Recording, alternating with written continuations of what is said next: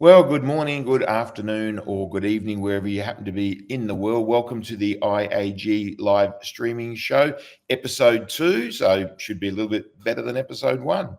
And it's great to have you from wherever you might happen to be around the world. Friday, the 1st of August, 2025. Can you believe it? It's already August. We're on the run home to the end of the year.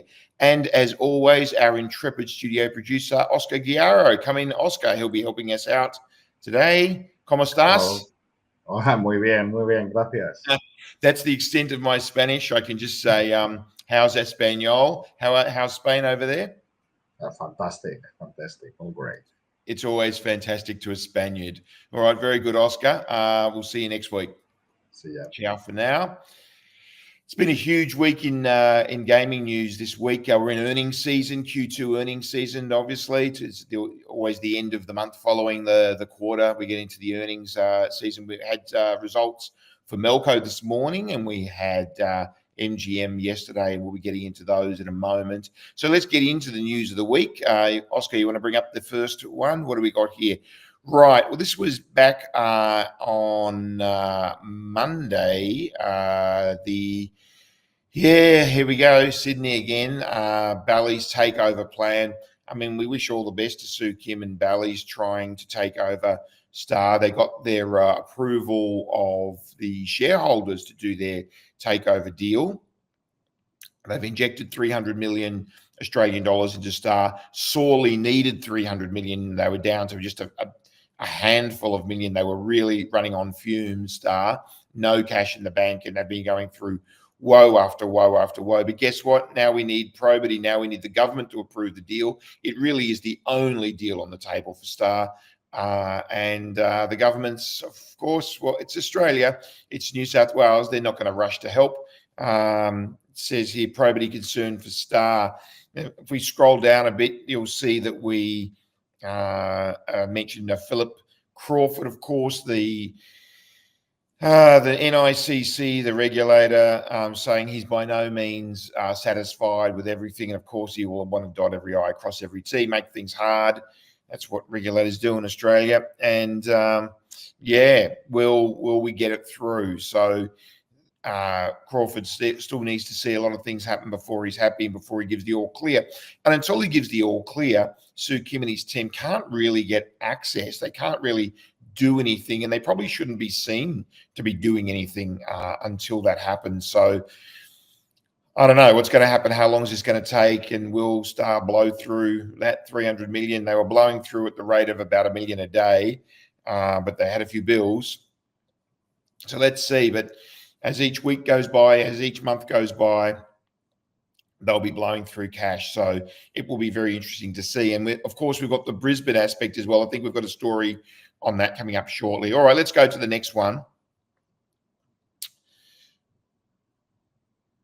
Travelers, so this is on Monday as well. Yeah, this is really interesting. So Travelers, of course, is the business that owns Newport World Resorts in the Philippines, in Entertainment City there. Kevin Tan, the chairman, and the site of the IAG Expo, by the way, September 8 to 10. And they've got their Newport World Resorts, but Travelers, as I've mentioned before, is one of 4 buildings under AGI, their parent company AGI. And another one of those is Mega World, that builds these townships in the Philippines. And a couple of these townships here referred to here, one on Cebu at Mactan being the island where the airport is, much closer to the airport than New Star, the only integrated resort open in Cebu at the moment. And the other one, Boracay, they've got one of their townships on Boracay, and they're going to be developing casinos on both of these. I actually went a few months ago down to the Mactan when I went and visited New Star, and while I was there, I stopped in at the Mactan World Resorts, as it will be called, and the one down in Boracay will be Boracay World Resorts. So they're using the World Resorts as the brand. Quite interesting. Scroll down a little bit here, Oscar. Quite interesting. They're going to be spending on back to the top, I think. Spending this 2 billion number sounds like a lot for a couple of they're going to be smaller boutique style casinos at these 2 places. But it also includes their MICE space around it. They're building directly opposite the casino building, which is right next to the Belmont Hotel. Those of you who are familiar with Newport World Resorts will know that there's a Belmont Hotel as well there. So Belmont Hotel is a brand name of hotels within the Mega World umbrella. Right next to the Belmont, was kind of their main hotel there at Mactan, is a building. I guess it's going to be 6 or 7 stories high. Footprint probably similar to the Belmont, which is probably similar to the Belmont in Newport, if you're familiar with that, directly opposite the Marriott Grand Ballroom. It's going to have a casino. It's going to have some F&B. I believe it's going to have some suites in there as well, quite nice. And I guess Mactan will be, Boracay, I should say. I guess Boracay will be similar, maybe smaller, maybe lower to the ground, more in keeping with the environmental or the environment of Boracay, which is very nice. But US 2 billion seems like a very big number for these 2, $1 billion each, but I think it includes a lot of the surrounding non-gaming development. They feel to me more like 300, 400, 500 million US properties, but very interesting. So that World Resorts, Newport World Resorts, Mactan World Resorts, Boracay World Resorts, and potentially others into the future, would be the first sort of chain of integrated resorts with casinos throughout the Philippines. So Kevin Tan taking a step forward there. Okay, let's go to the next one. So are we still on Monday, or are we forward to Tuesday? Of course, the State of the Nation address. So this was eagerly anticipated. So Bongbong Marcos, the president of the Philippines, gives a State of the Nation address every year, and it's at 4 p.m. On this Monday.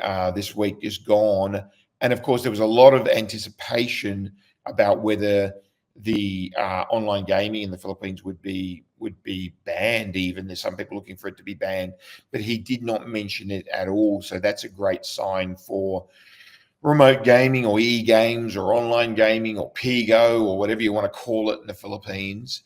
He didn't address it at all. So we've got another story shortly about that.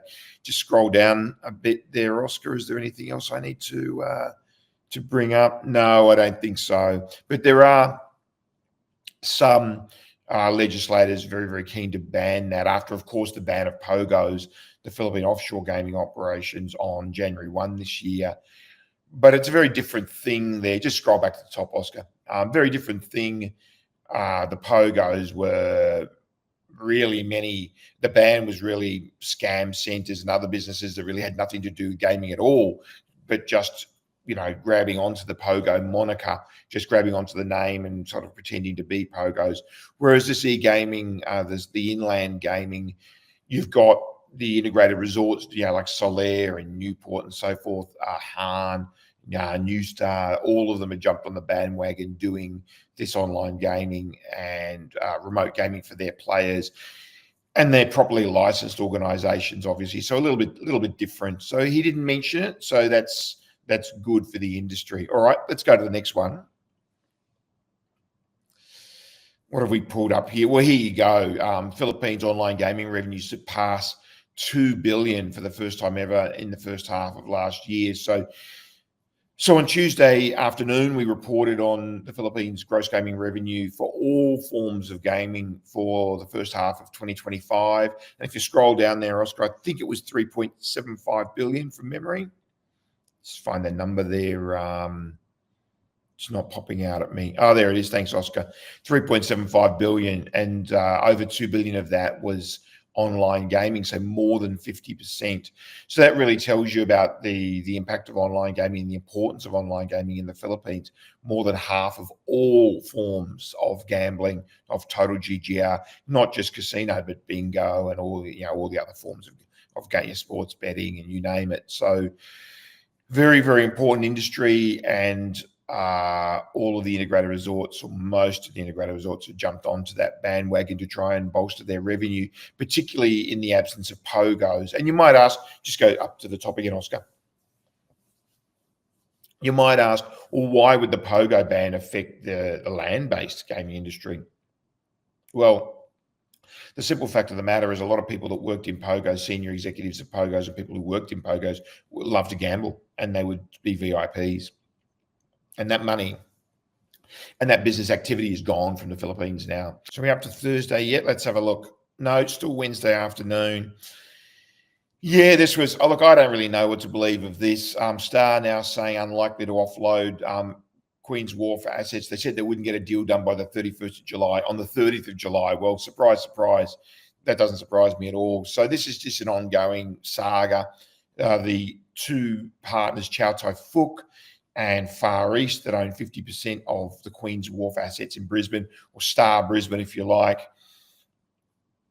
There's talk, Star, not the Bally's Star, but the existing management of Star, because Bally's is still not really in there yet. I think it would be great if they were. They're trying to offload. Steve McCann wants to offload the asset and the debt of Star Brisbane to Chow Tai Fook and Far East. That would leave Chow Tai Fook and Far East owning 100% of Star Brisbane. That's interesting from a regulatory and probity point of view. The regulator in Queensland says there's no problem with Chow Tai Fook, there's no problem with Far East. Okay. Well, and yet in Australia, you bring up the name Sun City, or you talk about international junkets, and their name is Mud. There's no connection between those two Hong Kong companies and junkets. Well, interesting. I think that's enough on that. Look, you never really know in Sydney now with what's going on with Star. It's just a mess. And look, there's multiple regulators involved. We had the story earlier about Philip Crawford. Let's just see how it plays out. Meanwhile, tick, tick, tick, every day goes by, they're losing another $1 million cash flow, roughly speaking, it seems.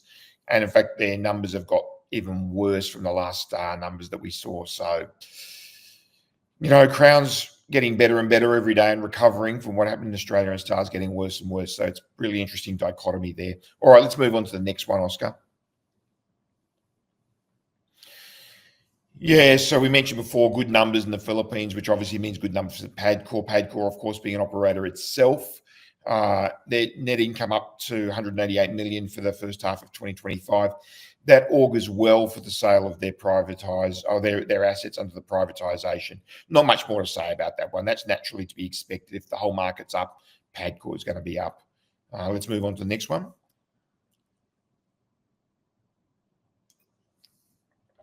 Right, results. So yesterday we had MGM's earnings results for the second quarter. Great results for MGM. Well done to them. Yet another great quarter I mean, what's it been? It was the first quarter of 2023 that everybody went, oh, what's happening with MGM? Suddenly they're a contender. That's an aberration. Well, here we are, 9 quarters in, and they're doing really, really well. For a company that was often 5th or even 6th out of the 6, they're now consistently 3rd or 4th, topping the non-Sands, non-Galaxy. Obviously, those 2 are much bigger than the other 4. So well done to them. Well done to Pansy Ho and her leadership and her decisions, but particularly the team that's implementing it all for them over there. You know, Kenny and Hubert, Tian, great job. Ewan on the non-gaming side, great job to them all. So interesting, their market share, 16.6%. Well, 1 divided by 6, I think you'll find is 16.6%. So exactly a 6th, which considering you've got 2 big boy, 2 elephants in the room at the top in Sands and Galaxy, for MGM to get to a market share of a 6 with their relatively small room inventory is an excellent effort. And 2.5 billion Hong Kong there, if you divide by 7.8 to get the US dollars, that's going to be 300 and something, 321 million US. Let's just scroll down a bit there, Oscar, and look at some numbers. So Cotai should be well and truly outperforming Macau. It always used to be that Cotai and Macau was sort of neck and neck. But there we go, GGR numbers. So Cotai, what is it, 673 million. Just adding these up on a calculator out of frame. And I think Macau was 300 and something. I'm just trying to find it in there. Where are we? Peninsula, 431. So that's 1104. So 1.1 billion in GGR for the 2. Great effort. Great effort by the 2. So that is pretty damn impressive. And adjusted EBIT, what was it again? Just scroll to the top again, Oscar. It was in the headline. It was 320. So 320 or 321 it was. 321 on, so 2.5 billion Hong Kong is 321 US on, what did I say, 1104, I think it was. Near enough. 29%, call it 30 between friends. So adjusted EBITDA, of course, is not absolute bottom line. You've got to go down to EBIT and then go down to net income, but still 30% adjusted EBITDA margin. Nice, healthy. Well done to MGM. All right, next story. I should also mention with MGM, their Alpha, the club, Club Alpha, can't remember, but they've launched a new brand called Alpha for their very, very top players. So always innovating, always changing. Very good, MGM. Well done. So congratulations to Kenny Fung on that one. And we'll hear more. And that'll be an all suites. Obviously, a really, really nice suites property and asset for them. And that's what everybody's going for these days, this premium mass market. That's where the money is with the demise of VIP. Some of that VIP is going to premium mass internal. All right, on to the next one, Oscar. So is it this morning? Oh, yes, yesterday afternoon. Just a little plug for ourselves. Grand Lisboa Palace, the venue for the Power 50 this year. So get yourself along to that. Always the first Friday in November. So it's Friday the 7th of November. Back to Macau permanently now. And our friends at SJM will be hosting us. So we're really looking forward to that at the Grand Pavilion at Grand Lisboa Palace, Friday the 7th of November. Save the date. Biggest day of the year for IAG, our flagship event, the Power 50. We're really, really interesting this year. Will Francis still be on top? If he is, he will eclipse Sheldon's 6-year record. Francis equaled it last year, 6 years on top. But, you got Pansy at his heels and Lawrence, and it'll be interesting to see what happens there. So Power 50, November the 7th at Grand Lisboa Palace. And that actually completes the full rotation of the 6 integrated resorts. So we go back to the beginning again for 2026. So that is Melco. So Melco, you're on notice, 6th of November 2026. Put it in your diary. That'll be the 19th Inside Asian Gaming Power 50. All right, on to the next story. Is it Melco? It is indeed Melco. And this is this morning. So we're up to this morning. Melco's Q2 numbers came out. Great numbers for Melco too. 16% increase to 1.1 billion. So similar to MGM, 1.1 billion. I believe that number is actually just the Macau properties, 1.1 billion. and that is what's 1.1 billion. That is going to be City of Dreams. What do you got there? 779. So 779 million US City of Dreams. Just looking for the Studio City number for GGR. There it is. 360. So great effort. Tim Kelly over there at City of Dreams Macau, and of course Kevin Benning at Studio City. Hasn't Studio City improved? What a great story there at Studio City. You know, it was sort of I hate to say this, but I'm going to say it, sort of the ugly duckling of the IRs in Macau. It was always that it filled up only as the overflow property, but that's not the case anymore. They've done a lot of really good non-gaming over there, and I actually had dinner there on Monday, I think it was, of this week, and it was pumping. It was really pumping, and well done to Studio City. So what's that, 1.14? And of course, Melco also has City of Dreams Manila. I think they were 111 from memory, and just adding that up on the calculator. And Cyprus, I think Cyprus was 68, and don't forget Altira was 28. I remember those numbers. So 1.35 billion GGR across the whole group. And Melco is opening Sri Lanka. Well, I thought it was tomorrow, but according to this story in the bottom paragraph, it says today. So it's probably a multi-day opening, as you'd expect. So congratulations to Lawrence Ho for City of Dreams Sri Lanka as well. And good numbers there. Good numbers in for Melco. So well done to them. I think I've got one more story about the Countdown, right? Or the artist formerly known as Countdown, the hotel. There we go. So this is if you go to City of Dreams, the round hotel there that was formerly Hard Rock many years ago. And when Hard Rock and Melco were both going for Japan, God, doesn't that feel like ancient history now?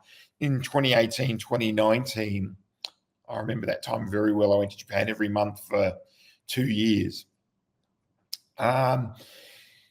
Melco decided to get rid of the Hard Rock branding, and they rebranded it Countdown. It was originally counting down to the opening of Morpheus. Well, of course, Morpheus opened up ages ago. Then it was rebranded as Libertine. It was going to open as Libertine, but then the pandemic came. So this Countdown hotel has just been sitting there. Now we're going to rebrand it again and convert it into an all-suite hotel. Well, everyone's doing that, reducing their key count, making bigger rooms. Just scroll down there a bit, Oscar. I think Lawrence came out and said that the rooms were going to be over 1,000 square feet. Yes, he did. So they're big rooms, obviously, big suite rooms. Average hotel room in the world is probably, a Western hotel room anyway, is probably 350, 400 square feet. So these are big rooms, and a high-end concept for them there. So, yeah, congratulations to Melco, and just scroll back up to the top there again, Oscar. Let's see if this hotel finally does launch with a new brand. So it's been Hard Rock, then Countdown, then Libertine, now a new brand to come. We don't know what that brand is yet, but I'm sure that will be revealed in due course. And that takes us up to now for the news. So quite a big week of news. No Ben today. Ben's feeling a bit under the weather, if you're wondering where Ben is. So you've got me for the whole day. Just might wrap up with the IAG events for the rest of the year. If you look at the ticker at the bottom of your screen, you'll see the events we've got for the rest of the year. We've nearly announced the venues of all of the 2025 events.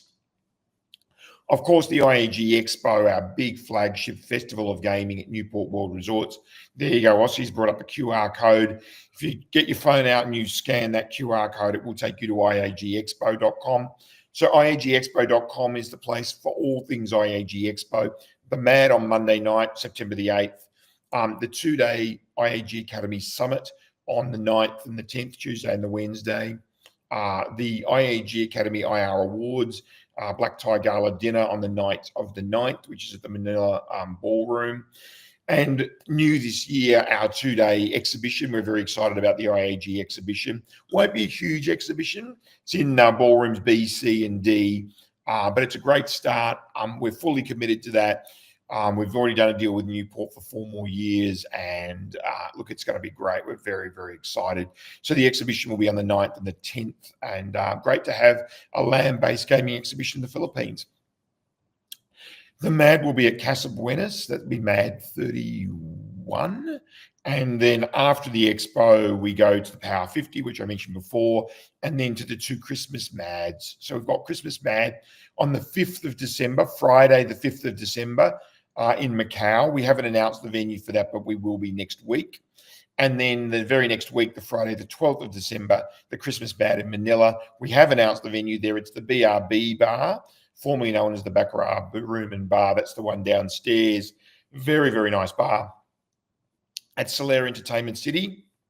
Our very first MAD ever at Solera Entertainment City. Actually, our very first event we've ever held at Solera Entertainment City under Greg Hawkins, the new COO. Well, not so new these days. And of course, Damien Quayle over there at Solera North as well. So good luck to Damien. So that gets us up to date. That's enough for today. Thanks for watching the show, and we will have a great weekend, and we will see you next Friday at 10 a.m. for the IAG live streaming show. That's it for me. Bye for now. Have a great weekend. See ya.